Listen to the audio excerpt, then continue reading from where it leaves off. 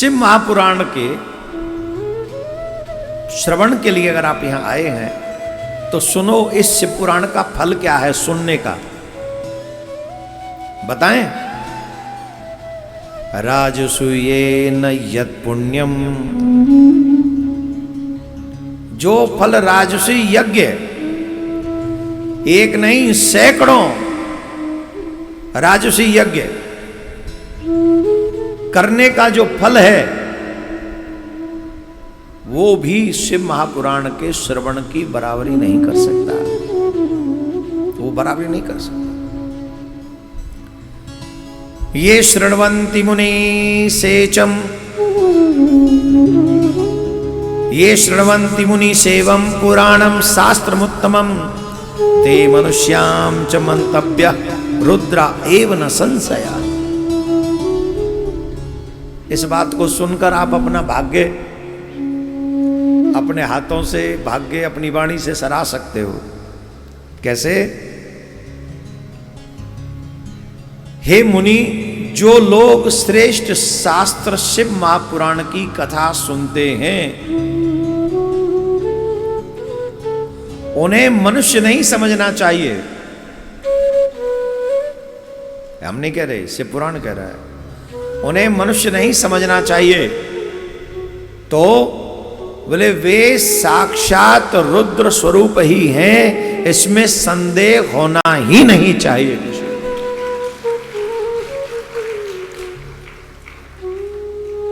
अब आप तो कह रहे होंगे हम तो रुद्र नहीं, हम तो अलग ही टाइप के आदमी हैं।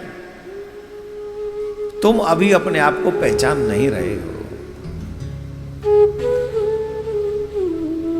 जो लोग श्रद्धा पूर्वक इस पुराण को सुन रहे हैं,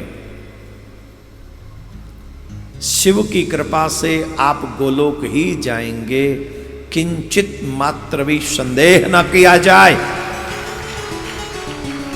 लेश मात्र भी संदेह की कोई गुंजाइश नहीं है, यहां कोई गुंजाइश नहीं। इस पुराण श्रवण और कीर्तन करने वाले, इस पुराण को श्रवण करने वाले, गान करने वाले के चरण, ध्यान से सुनिए, शृण्वताम तत्पुराणम ही तथा कीर्तनयता च तत् पादाम्बुज जासेव तीर्थानि मुनियो विदुः। जिसने कथा सुनी हो और जिसने कथा गायन किया हो, वो मनुष्य जिस जिस स्थान पर चल के चला जाएगा, वो स्थान तीर्थ होता हुआ चला जाएगा।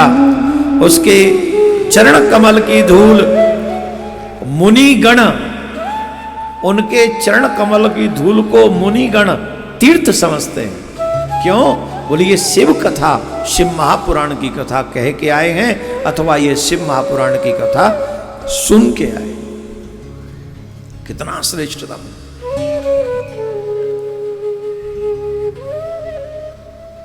यत् पुण्यम सर्वदानेषु सर्वयज्ञेषु वा मुनिः शंभो पुराण श्रवणात् तत्फलम निश्चलम भवेत्। हे मुनि,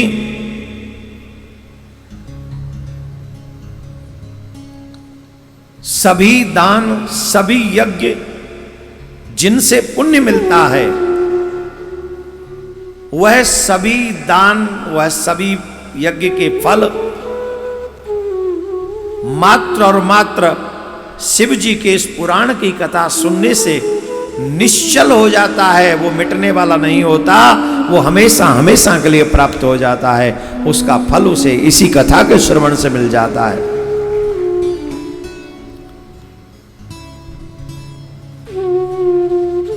व्यास जी महाराज ने इस पुराण को शॉर्ट किया है।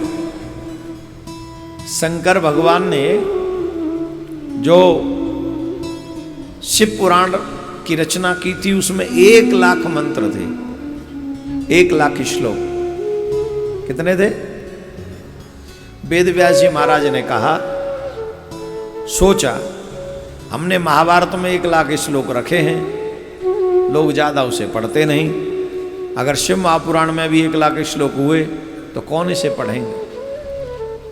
तो शंकर जी वाले शिव पुराण में 12 संहिता हैं, लेकिन वेद व्यास जी महाराज ने 24,000 श्लोक इस शिव पुराण में रखे हैं और 7 संहिता इसमें रखी हुई है। यह शिव पुराण नामक ग्रंथ 24,000 श्लोकों से युक्त है। इसमें 7 संहिताएं हैं। मनुष्य को चाहिए कि वह भक्ति, ज्ञान, वैराग्य से भली भांति संपन्न हो, बड़े आदर के साथ इसका श्रवण करे। पहली 7 संहिता सुन लें, नमन कर लें। पहली संहिता विश्वेश्वर संहिता है, दूसरी रुद्र संहिता है, तीसरी शतरुद्र संहिता है, चौथी कोटि रुद्र संहिता है, 5वीं उमा संहिता कही गई है, 6ठी कैलाश संहिता कही गई है, 7वीं वायवीय संहिता कही गई है। इस तरीके से ये जो शिव पुराण है ये 7 संहिताओं से युक्त 24,000 श्लोकों से युक्त है, संपन्न है। शिव पुराण को आदर पूर्वक पढ़े अथवा सुने। जो मनुष्य से आदर पूर्वक श्रवण करता है अथवा पढ़ता है वो जन्म मरण के इस बंधन से मुक्त हो जाता है, इसमें संशय नहीं है। ये शिव पुराण मुक्ति प्रदान करने वाला है। हजारों अश्वमेध यज्ञ, अश्वमेध सहस्त्राणि वाजपेय शतानि च कलाम शिव पुराणस्य नाहितम खलु षोडशीम। मतलब इसका मतलब क्या, अभिप्राय क्या है? हजारों अश्वमेध यज्ञ और सैकड़ों वाजपेयी शिव महापुराण की 16वीं कला के बराबर भी नहीं, ऐसा वेद व्यास जी महाराज कह रहे हैं। और वेद व्यास जी महाराज ने भी शंकर भगवान के ही पुराण में से लिया होगा, कुछ तो लिया ही होगा। 1 लाख में से 24,000 हैं तो मतलब शंकर भगवान कह रहे हैं इतने इतने यज्ञ भी कोई पुण्य उतना नहीं है। 16वीं क्या कहेंगे इसको, 16वां अंश भी नहीं है इसके बराबर। इसलिए मन पूर्वक ध्यान लगाकर इस कथा को सुनना चाहिए।